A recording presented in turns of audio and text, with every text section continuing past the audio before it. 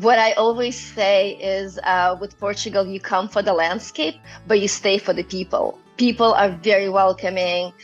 We've talked about collaboration, but even just at a personal level, people are just friendly. It's nice to be in a place where people smile at you and people are actually friendly. Living in a small village or medium-sized village like Ericeira, everybody knows me. I go into the coffee shop and people say hello and it's super nice. I'm Kate. I'm the founder of an eco-positive co-living and co-working space, Ioma, in Ericeira, Portugal. I'm passionate about the idea of life centricity, location independence, and wellness through art and design. I'm the latest guest on Portugal, the Simple Life podcast. And I talked to Dylan about why I love Portugal and ways we can use architecture, design, and art to design spaces that make our minds, bodies, and souls sing. Welcome back, or welcome to another episode of Portugal, the Simple Life. And I'm really happy to be joined here by Kate Schiffman. Kate, good morning. Thanks for being on the podcast. How are you? Good morning, Dylan. Yeah, I'm super excited. It's a beautiful Friday morning here in Ericeira, Portugal. Thanks so much for having me. You're very, very welcome. Yeah, it's a beautiful day everywhere in Portugal at the moment. The weather is amazing for January. So yeah, for anybody listening, and it's snowing where you are, we're sorry, but we're not sorry. We're sorry, but we're not sorry. Kate, which is why we moved here. Exactly. Kate, why don't you start off telling us a little bit about you? I am a Ukrainian who grew up in New York City. I've lived and worked all over the world between my 20s and 30s. And at some point, I discovered Portugal and I moved here a year later, which was 7 years ago. So I've been enjoying my life here in Portugal, working remotely. I work in digital media, and so I'm able to kind of make that work really well with my US clients here. Amazing. Amazing. So tell us about how you discovered Portugal. How did that all happen? Yeah, I came here on vacation with a friend in 2015, I think in the summer. Okay. And I immediately fell in love with the quality of light in Lisbon. And then I traveled to the Alentejo coast, to Costa Vicentina, to a town called Porto Covo. Amazing. And there, and I just fell in love with the cliffs, and I just decided I had to live there. Yeah. So I went back to New York. Of course, I had a full life. I had a mortgage and a career and a car lease and multiple commitments. And I had my grandmother who I was taking care of, who was kind of sadly in late stages of dementia. So I was taking care of her, and I was never going to leave, obviously, for as long as I was needed there. And then, fortunately and unfortunately, a year later, the situation kind of evolved in the direction of me not necessarily needing to be in New York anymore. And I took the plunge. It was in the span of a month, I put in my notice at the agency, rented out my apartment, like emptied out a 2-bedroom apartment and put everything in storage, ended the car lease, and jumped on the plane September 1st, 2016 to Portugal. What were some of the things that you saw, Kate, on that trip where you thought, hey, besides these things that you've already mentioned, I want to be here. I want to, because it's a big move, packing up everything. You packed up your life. So what were those things that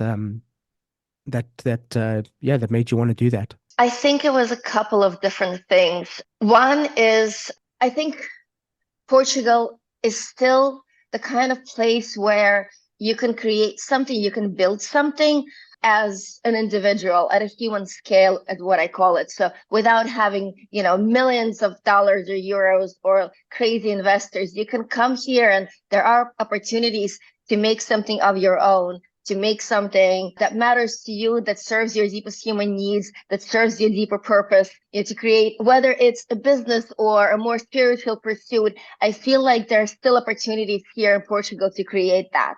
Mm-hmm. I didn't feel that there was room for that, or any way for me as just like a normal middle-class person in the US living in New York to do that. That was one. I really felt the country growing, and I'm sure you also kind of remember around that time, there was this feeling of discovery. There was a feeling of things unraveling before your eyes, and again, an opportunity to be part of the next chapter of this country, a chapter where locals and foreigners come together and co-create incredible things that benefit both parties. But tell us a little bit about the work you're doing. Yeah, sure. So I am building an eco-positive co-living and co-working space here in Ericeira in Portugal. What I mean by eco-positive is essentially looking at the entirety of the project, from the location to transportation to obviously construction, to the way the spaces are going to be used, to the way the space and its residents interact with the local environment, and finding ways to bring a positive impact at every step of the way. So I'm building from scratch. So I have a piece of land that I purchased a few years ago, and I'm developing a project that uses very little concrete, because concrete is actually incredibly taxing on both the water and energy. When it's being produced and when you build it, and it creates a lot of waste when you dismantle the building. The material I'm using is a type of wood. It's a wood compound called cross-laminated timber. It's gained popularity in the past 10-15 years all across the world as kind of like the most sustainable material to build with now at an industrial scale. This is going to be the first building in Portugal built with this material. So there's there are a lot of challenges that come into play here. There's only 2 or 3 contractors, building companies in this country who know this material, who want to learn more, who want to experiment with this. And so, yes, so apart from this, very technical kind of aspect, there are multiple things about the project that are aimed to bring a positive impact. And so it plays into this idea of life centricity. And I think what you mentioned, location independence, digital nomadism, whatever you want to call it, the simple life, the name of your podcast, Portugal, a Simple Life. This all implies this very simple idea of designing our lives to serve our deepest needs, to moving away from a work-centric life where everything centers around, making money and this kind of rat race, and, living life in concrete boxes just so you're able to keep up with the Joneses and buy the latest car and, and live in the right neighborhood and all these kinds of things. It's moving away from that to going deeper into yourself and understanding what you actually need as a human, what do you actually want as a human, without all these external factors, and influences, and then really honoring that. What I always say is with Portugal, you come for the landscape, but you stay for the people. People are very welcoming.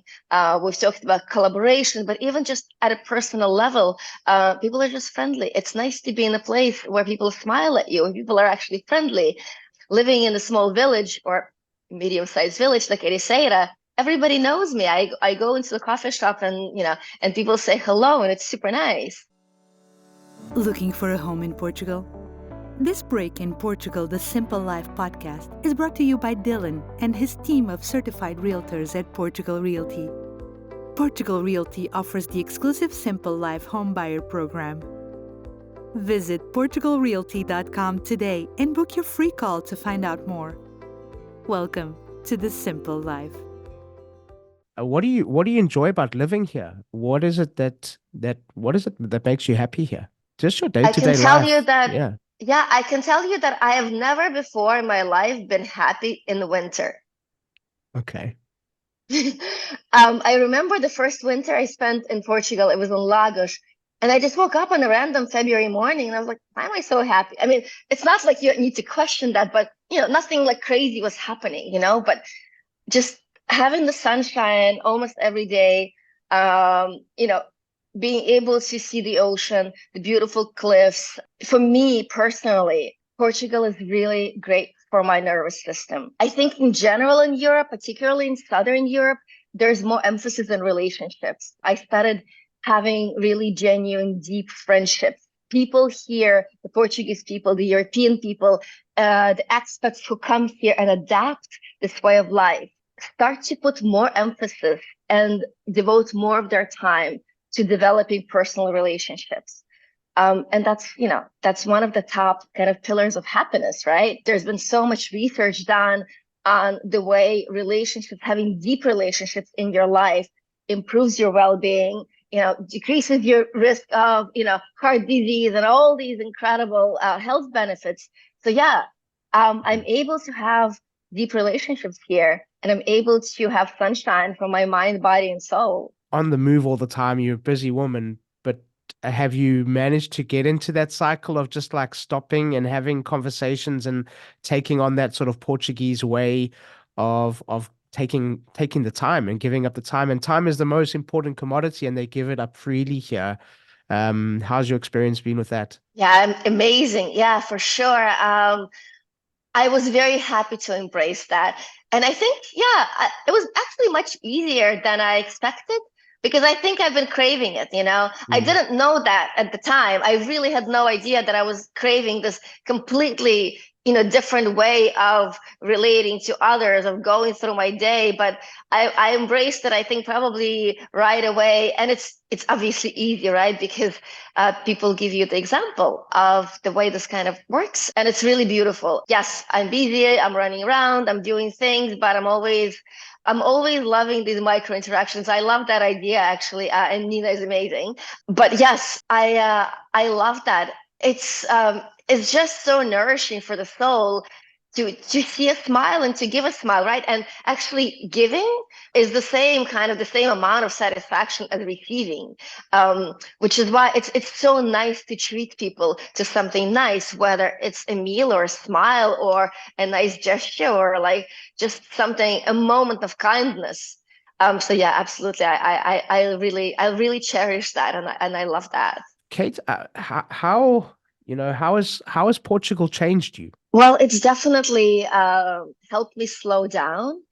It's helped me, actually learn how to build relationships. It's in the way, I'm a little bit embarrassed to say this, that, when I moved here in my mid-30s, I didn't really know how to have relationships, as in like friends, I'm not talking about necessarily romantic relationships. I'm talking about friendships. I'm talking about how to maintain these relationships, because in New York, you have your friends and they can live in the same borough or different borough, and like you will text for 2 months trying to figure out a time to meet. You'll cancel on each other 17 times. Then you like meet for brunch once a year, and that's it. We're so disconnected, like living in our little boxes. So this kind of life doesn't give you an opportunity to learn how to build and maintain relationships. So I think actually this has been the biggest learning for me in living in Portugal, to learning how to connect and how to maintain, how to be a good friend. Learning how to relationships, get personal. Partnerships. Yeah, exactly. Yeah. Yes, totally. Yes. Yeah, But also, maintaining that as well, it's not just like in spurts where like in New York, as I said, you can have like an amazing evening with an old friend, but then you drift apart. The continuing that connection and that sort of reciprocal, care for each other, what you see in Portuguese people, that's really important. Yes, I learned that. I'm learning that. Kate, what's one thing that you want people to remember and take away from our conversation? The idea of a life-centric lifestyle. I think it's really important, especially now after, everything we went through as a society in the past, 3 to 5 years. I think it's really important to put ourselves first in a kind way, not in an egotistic way, but in a way where you're actually waking up to the realization that you matter. Focusing on your deepest human needs, understanding what those are, and starting to redesign your life, to live better and to feel better. Kate, a question that we ask all of our guests: Portugal, the simple life. Why? Life-centric. Yeah. This is a way to create a life that feeds your deepest human needs, that makes your mind, body, and soul sing. I like it. Wonderful. Kate, thank you for being on the podcast. I enjoyed this conversation. Me too. It's a wrap. So thank you once again to our guest, and thank you to all of you for listening. Please subscribe, share with your friends, give us a thumbs up, and please leave a comment or a review. We always love to hear from you. Don't forget, Portugal The Simple Life also has a magazine, so download it. It's for free. We'll be back next week with a brand new episode, and as we say in Portugal, sejas bem-vindo. Welcome to The Simple Life.